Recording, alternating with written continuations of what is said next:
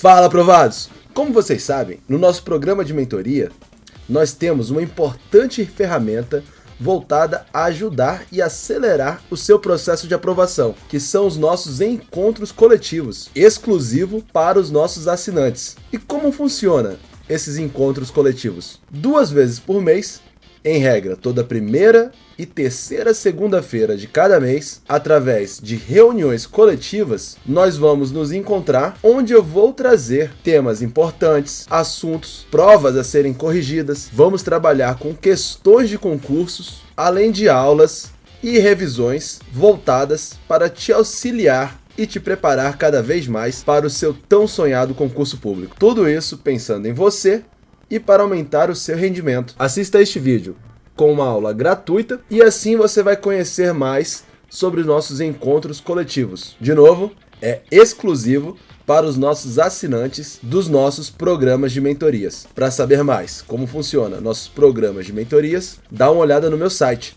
www.vouseraprovado.com e também conheça nosso serviço de consultoria. Tudo está lá para você no nosso site. Além disso, também se inscreva ao nosso canal para você ter acesso a todas as dicas, aulas, informações, conteúdos que vão te ajudar na sua aprovação e vai te tornar um aprovado. Segue a gente no Instagram, @DeltaThiagoPaixão, e faça parte do nosso grupo aberto do Telegram, cujo link você vai encontrar na descrição deste vídeo.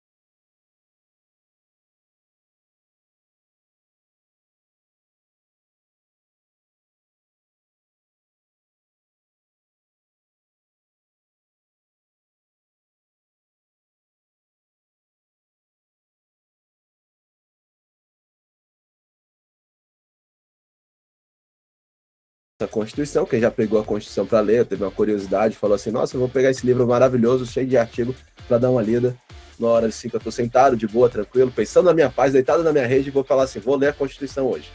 Por curiosidade, nunca vi a Constituição, não me falaram dela, queria dar uma lida na Constituição. Aí você pega a sua Constituição e dá uma lida, e você vê lá que nós temos os direitos e deveres individuais, e os direitos e garantias fundamentais, nós temos direitos sociais, e nós temos os nossos direitos políticos, os direitos que são exercidos como cidadão, o direito de participar. O que é direito político? É o direito de participar da vida política do nosso Estado. Nosso Estado é o nosso ordenamento jurídico. E aí tem a pergunta de número 1, que ela diz assim, é também considerado exercício de direitos políticos garantidos aos cidadãos a participação em movimentos populares organizados, a criação de organização social sem fins lucrativos, o ajuizamento de ação civil pública, o ajuizamento de ação popular, a impetração de mandado de segurança coletivo. Quais dessas alternativas é considerado um exercício do seu direito político? Quem me responde? Ação popular. Por quê? Porque, coach, é praticamente a ação que é necessário que você tenha seus direitos políticos para poder manejar, né, coach? Exatamente. Um dos requisitos para a impetração da ação popular, vamos dar a olhada na lei, de ação popular, é justamente estar em gozo, estar em dia com seus direitos políticos, entendeu? Então, o exercício da ação popular é uma forma de você também exercer seus direitos políticos. Porque ela fala assim, artigo 1º da lei 4717, qualquer cidadão. Então, para você ajuizar uma ação popular, você tem que ser um cidadão. E é um cidadão aquela pessoa que está no uso e no gozo dos seus direitos políticos. Será parte legítima para pleitear a anulação ou a declaração de nulidade de atos lesivos ao patrimônio da União, do Distrito Federal, compartilhar aqui minha tela, do Distrito Federal, dos estados, do município, de entidades autárquicas, de sociedade de economia mista e por aí vai. Além disso, olha só,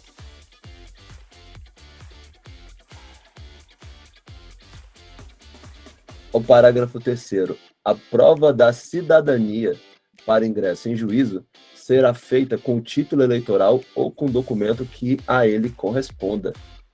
Então você tem que apresentar que você é um eleitor, que você está em gozo dos seus direitos políticos para impetrar uma ação popular. Alguma dúvida? Não. Não? Matou aí. Considerando o tema processo legislativo, a manutenção em vigor de Constituição anterior, que porém perde a sua hierarquia constitucional para operar como legislação comum, é conhecido como o que acontece quando existe uma Constituição e esta lei constitucional. Imagina só, tivemos a Constituição 1934. Teve outras constituições no meio do caminho, mas eu lembrei dela. 1937. Aí imagina que logo depois dela teve a Constituição de 88. Não foi isso que aconteceu. Mas vamos imaginar. Imagine que essa Constituição, a de 37, ela perdeu o status constitucional. As regras ali perderam seu status de normas constitucionais e se tornaram leis ordinárias. Isso pode acontecer apenas de forma expressa. Não é a regra, o nosso ordenamento jurídico atual, inclusive, não aceita esse fato, porque não houve expressa previsão. Isso é um estudo da teoria da Constituição. Mas isso pode acontecer. E quando isso acontece, é o quê? Desconstitucionalização. Exatamente. Desconstitucionalização. A título de curiosidade, o que são desclassificação constitucional? Alguém sabe? O que é desclassificação constitucional? Quando determinado assunto ele deixa de ser tratado pela Constituição e passa a ser tratado por outra norma. Exatamente. Boa. Gostei, viu, velho? E o que é desidratação constitucional?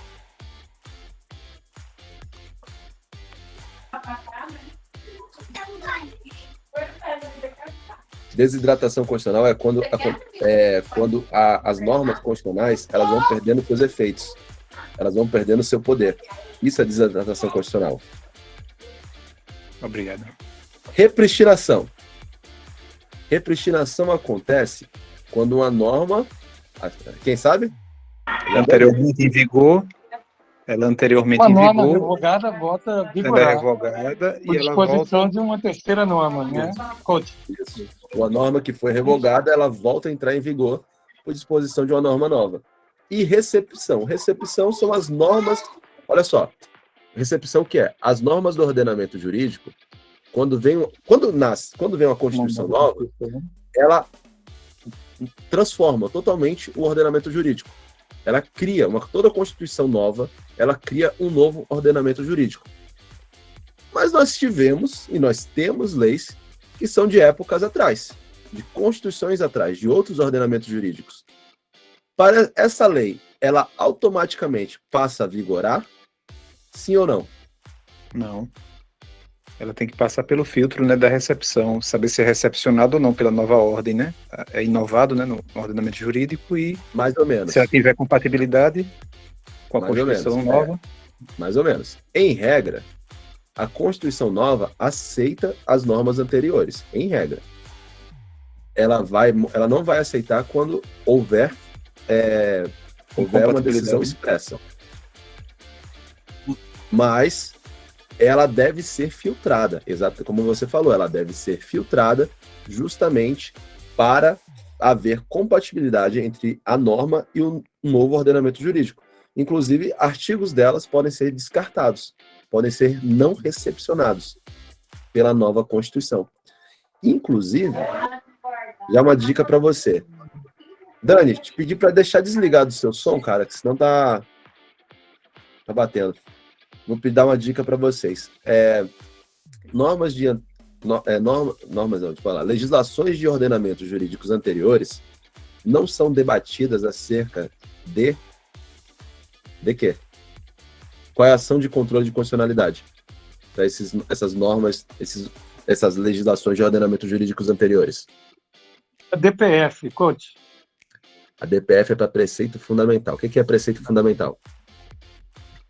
Nesse caso, uma legislação anterior vai ter que passar pelo filtro do preceito fundamental da nova Constituição. Por exemplo, o CTN passou e hoje é válido, né? Como lei complementar, coach. Aí vamos entrar nesse aspecto do CTN rapidinho. O CTN ainda tem um porém. Qual é o porém? O CTN ele veio através de uma norma com status de lei ordinária. Só que a nossa Constituição diz que as regras ou a legislação que vai tratar sobre direito tributário, organização do direito tributário, limitações do poder de tributar e tudo mais, devem vir através de lei complementar. Então, o CTN, ele é uma aberração. Por quê? Ele tem um status formal de lei ordinária, mas um status material de lei complementar. Ele foi recepcionado pela Constituição como se fosse uma lei complementar. E para alterar o CTN, como é que faz? Uma lei complementar, né? Exatamente. Uma lei complementar. Só que aí a pergunta, qual é a ação de controle de constitucionalidade para uma norma que veio de que foi recepcionada pela Constituição? Pode ser tanto uma DPF quanto pode ser um ADIM, porque a ADIM pode ser verificação acerca de recepção ou não. Ou até uma ADC. Geralmente, em regra, se preferem ADC. Por quê? Você vai verificar a constitucionalidade e não pedindo a inconstitucionalidade. Porque se ela for declarada inconstitucional, por via lógica da ADIM, ela vai ser considerada não recepcionada. Beleza? Ok. 3. Beleza. Olha só. Tiago, quando acontece uma desclassificação da constitucionalização, eu achava que era como se ela fosse retirada da Constituição, sabe? Então ela volta a ser aceita de outra forma? Vamos lá. Primeiro, você está falando de uma norma que ela é desclassificada? Da desclassificação da constitucionalização, a letra da 2, que você estava explicando. Desclassificação constitucional. Cara, eu não conheço nenhum ordenamento que teve uma desclassificação constitucional. Eu acho que é mais uma questão de teoria. O que acontece? É uma norma que é considerada constitucional, que é uma norma que está lá na Constituição, ela é retirada e rebaixada, por exemplo, para a lei ordinária. Não quer dizer que ela vai ser recepcionada ou não. Você confundiu com desconstitucionalização. O que é desconstitucionalização? É quando uma norma de uma Constituição anterior vem uma Constituição nova, fala assim, ó, aquilo que estava na Constituição vai deixar de ser constitucional e vai virar uma legislação. Também é rebaixado, só que é de outro ordenamento jurídico. Na desclassificação, seria como se a gente tirasse um artigo da Constituição de 1988 e transformasse em lei ordinária. Sacou? 3. O poder constituinte que rompe por completo com a antiga ordem estruturante do Estado, instaurando uma nova, é conhecido como eu falei para vocês, o poder constituinte, toda vez que a gente tem uma Constituição nova, nós criamos um novo ordenamento jurídico. A gente cria uma nova era, a gente dá início a um novo Estado democrático de direito. E como é que se chama esse poder constituinte que rompe por completo? Foi o que aconteceu com a de 88. Ela rompeu por completo a Constituição antiga. Todo o ordenamento jurídico anterior, ela falou, não quero mais, acabou, agora é tudo novo. E aí tem um nome para esse poder constituinte. Não é originário e derivado. Originário é o poder constituinte que instala uma nova Constituição. Derivado ou é o poder reformador ou o poder de criar constituições estaduais. Lei orgânica do município não é Constituição. Não é considerado fruto do poder constituinte derivado. E aí, qual é o nome desse poder constituinte que rompe por completo com a antiga ordem estruturante do Estado? Revolucionário. Oi? É o revolucionário. Revolucionário? É revolucionário, tá certo. Mas, e aí? Nós temos 2 revolucionários aí. Temos letra C e letra E.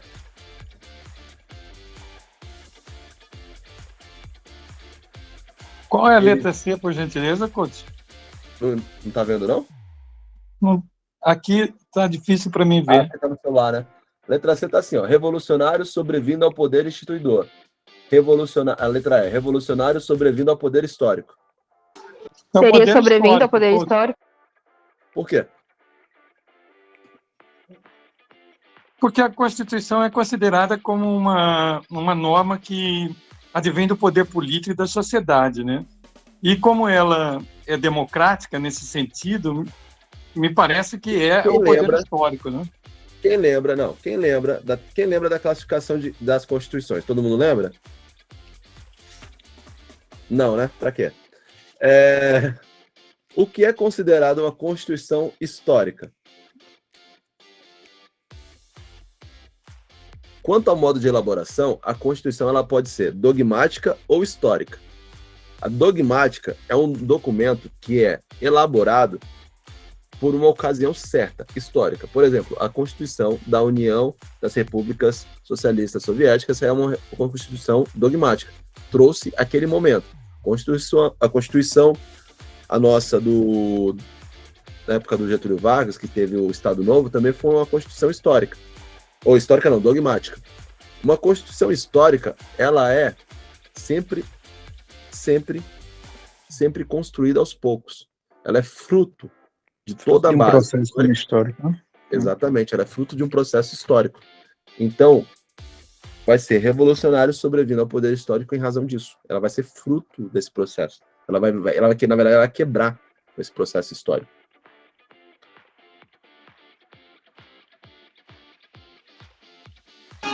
Mas aí ela rompe por completo com a antiga ordem? Que eu acho que por ser histórico, ela não deveria dar continuidade. Sobrevindo ao poder histórico. Ah, tá. Palavra-chave. Para vocês saberem, poder constituinte decorrente. O que é? São os poderes dos entes federados, dos estados, para poder fazer as suas constituições, né? A Constituição decorre, né? Decorre, exatamente. O poder de decorrer da Constituição. É uma forma do poder constituinte derivado. Poder constituinte revisor. Seria as emendas de revisão, né? As emendas constitucionais para revisão, ou inclusive pode ser aquela revisão que a gente teve, você lembra? Que na nossa Constituição teve um período que a gente poderia se fazer revisão do texto constitucional. Sim, sim. Bora lá. Esse aqui não quero saber. Tinha um outro que eu acho legal também. Esse aqui, na 7, ó. Em se tratando da distinção entre brasileiros natos e naturalizados, as hipóteses devem estar previstas pela Constituição Federal. Toda a distinção entre brasileiro nato e naturalizado tem que estar no texto constitucional, porque a regra é: não pode haver distinção entre brasileiro nato e naturalizado. Então só vai poder ter qualquer tipo de distinção, qualquer tipo de preconceito entre eles, se o texto constitucional assim prever. E o texto constitucional prevê algumas distinções. Por exemplo, quais são os cargos privativos de brasileiros natos? Quem lembra? Presidente da República é um, né? Presidente da Câmara dos Deputados, presidente do Senado, presidente do Supremo Tribunal Federal, que são na hierarquia, né, na ordem de sucessão do presidente. Boa, garoto. Faltou vice aí também, viu? Qual mais que pode ser? Vereador. Oficial das Forças Armadas. Mais um. Deixa eu ver agora. Carreira diplomata. Ministro da Defesa, né, Couto? A ministra da Defesa, realmente. Também, exato. São os cargos sensíveis ao nosso ordenamento jurídico, à nossa manutenção do Estado. Por exemplo, são os cargos de chefias próprios do Estado e seus sucessores naturais, que estão lá previstos na Constituição. Só que, além disso, a nossa Constituição, ela prevê uma outra distinção entre os brasileiros natos e naturalizados. Por exemplo, a letra B está errada, por quê? O que não pode é presidente da República, o presidente do Senado, o presidente da Câmara. Deputado federal e senador pode. Inclusive, nós temos um deputado federal que não é brasileiro nato. Associação para importação de material bélico. Pode? Brasileiro nato fazer isso? Ou brasileiro naturalizado? Criar uma associação para importação de material bélico? Não pode? E se eu tirar a palavra associação e botar empresa? A empresa ela tem que estar constituída no país, né, Coutinho? Sobre as leis brasileiras. Mas a gente não está perguntando isso. A gente está perguntando se o cara vai ser brasileiro nato ou naturalizado. Tem alguma distinção para ele ter essa empresa? Não tem. Não tem nenhuma no texto constitucional. Certo. O brasileiro natural...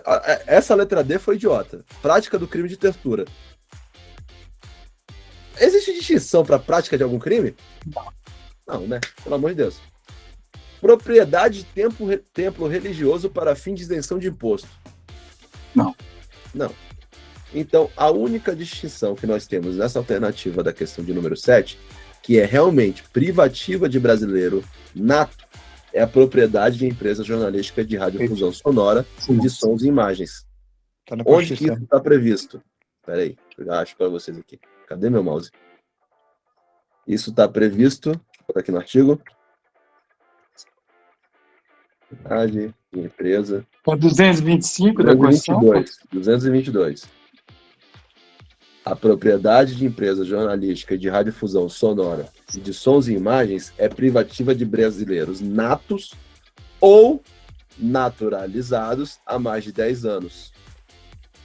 Então, não é que o naturalizado não possa ter, mas ele tem que cumprir esse requisito de ser naturalizado há mais de 10 anos. Então, houve uma distinção entre o brasileiro nato e naturalizado. Beleza?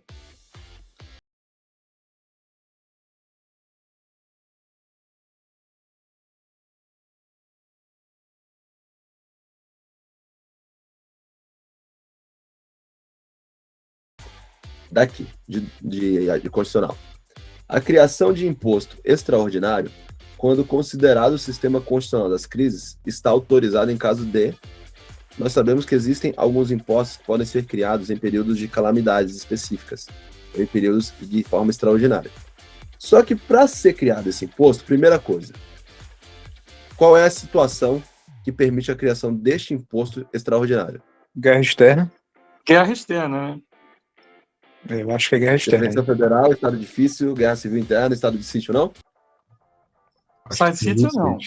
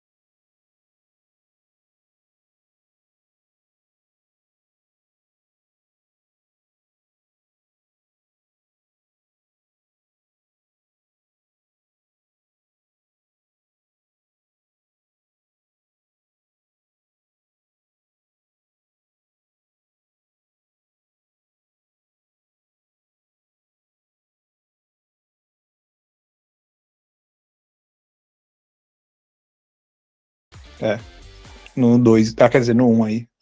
Leia de novo pra mim, por favor. Empréstimos compulsórios, né? A gente não tá falando de imposto aqui, cara. É um outro tipo de tributo. É uma outra espécie tributária. Realmente. Aprendeu como você cai em pegadinha quando você é induzido ao erro? Sem dúvida. Então, a gente não tá falando de imposto. Temos várias espécies tributárias. Nós temos impostos, temos taxas, temos contribuições especiais, que aí tem CID, não sei o que, tudo mais. Empréstimos compulsórios. Oi? Qual? Contribuição de melhoria. Contribuição de melhoria, boa. Mas aí, existe um imposto extraordinário. Ele existe, né? Uhum. Existe uma forma de imposto extraordinário. Inclusive aqui, ó. Olha só. Aqui, o 146, que fala sobre aqui, ó. Dispor sobre conflito de competência, matéria tributária, regular as limitações, normas gerais em matéria de legislação tributária. Isso aqui que fez o CTN ter status material de lei complementar. Que é essa regra constitucional. Mas bora lá. A União pode criar os impostos. Aqui, ó, artigo 145. A União, os estados, os distritos federais e os municípios poderão instituir os seguintes tributos. Impostos, inciso 1. Mas qual emergência, qual situação especial, extraordinária, vai permitir a criação de um imposto que não está no rol ali dos criados pela Constituição?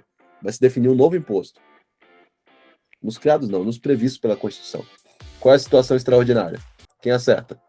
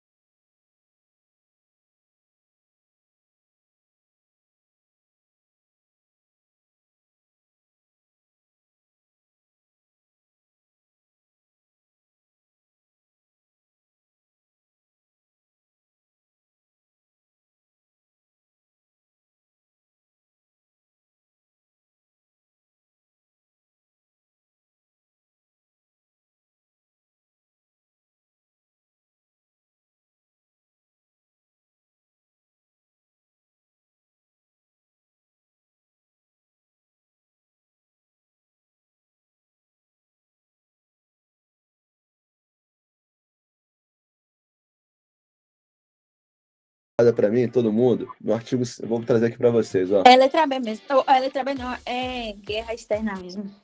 Eu acho que é a situação mais grave aí, se não for nela, os outros... Cadê? Eu tava no artigo, mas toda hora que eu passo aqui, ó. Artigo 154, ó. A União poderá instituir, mediante lei complementar, impostos não previstos no artigo anterior, que é o artigo 153, que prevê os impostos, desde que sejam não cumulativos e não tenham fato gerador ou bases de cálculo próprios dos discriminados nessa Constituição. Isso daí é um imposto, deixa um nome para esse imposto, mas residual. Chama-se de residual. Ele pode ser criado por lei complementar. Aí ele tem algumas regras. Não podem ser cumulativos e com mesmo fato gerador ou base de cálculo dos que já tem. Okay. Por exemplo, você não pode criar um novo imposto sobre serviços residual. Mesmo se for lei complementar. Por quê? Porque já temos o ISS. E 2. Na iminência ou no caso de guerra externa, impostos extraordinários, compreendidos ou não em sua competência tributária, aí pode ter o mesmo fato gerador. Olha só que bacana.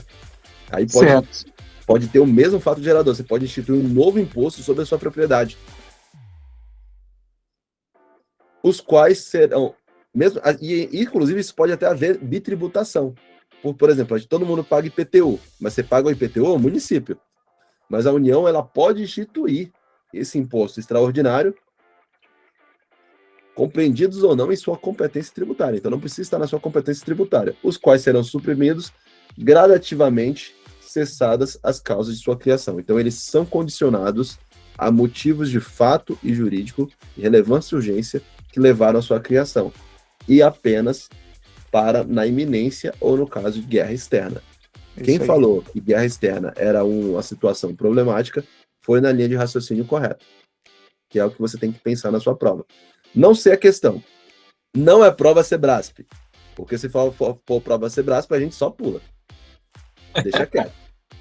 Mas não é prova Sebrasp. Mesmo que fosse Sebrasp, aí eu ia em situação da guerra, porque eu já tinha visto isso aí em alguma questão anteriormente. Aí é ser macho. Não estava bem assim a par, mas diante das situações, das opções que eu tinha, eu iria na guerra. Aí é ser macho, mas não em regra. Uma prova como essa, FCC, você não vai perder ponto por marcar, por chutar, né? Mas você tem que dar um chute pelo menos com um pouquinho de consciência. E aí você usa o seu raciocínio, sabendo um pouco do seu conhecimento, para avaliar as alternativas. Beleza? Ok. Beleza. Por hoje é só. Ficamos por aqui. Tirando essa próxima semana, a outra semana, nós temos nossa 2ª de setembro.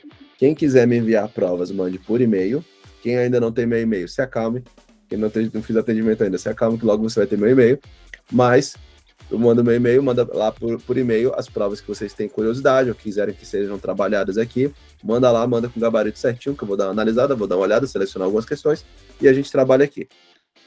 Quem tiver afim de ter uma revisão específica para algum assunto e tiver necessidade, manda para mim qual o assunto também por e-mail, dando como sugestão, que eu analiso. Vou analisar o quê? Que não seja só para você, né? Que seja uma coisa que tá todo mundo pesado. Então a gente vai ter, questão de assunto, a gente sempre faz uma votação lá no grupo, beleza? E resto de prova sou eu que analiso mesmo e sou eu que mando. Então é isso. Beijos a todos. Até a nossa próxima coletiva. Galera novata, relaxa que a gente vai trocar uma ideia ainda depois. A gente vai marcar um horário cada um de vocês. Mandem meus relatórios, eu não vou pedir novamente. Na verdade, eu vou pedir sim, vou pedir toda hora. Meus relatórios, não esquece o meu relatório. Toda semana, mandar um relatório. Vídeo novo, vocês viram? Sim. O que tá lá no canal? Eu cansei Sim. de responder essa pergunta, o suficiente para eu fazer uma gravação. Você já chegou até a ligar a câmera, né? Você sabe bem o que eu tô falando. Então, eu gravei lá. Agora você não tem mais erro. Tá lá o negócio. Eu não tenho que repetir a mesma coisa várias vezes. Mas tá lá, viu? Assistam lá. Quem não se inscreveu no canal, quem é novato ainda, não se inscreveu no canal, se inscreva, por favor. Não compre briga comigo logo no começo. Quem ainda já tá inscrito já sabe que sempre tem conteúdo novo lá, sempre tem coisas bacanas. Beleza? Beijos a todos. Qualquer dúvida, manda pra mim lá no WhatsApp. E na terceira segunda deste mês, às 9 horas, nós estamos aqui de novo. Beijos. Boa noite.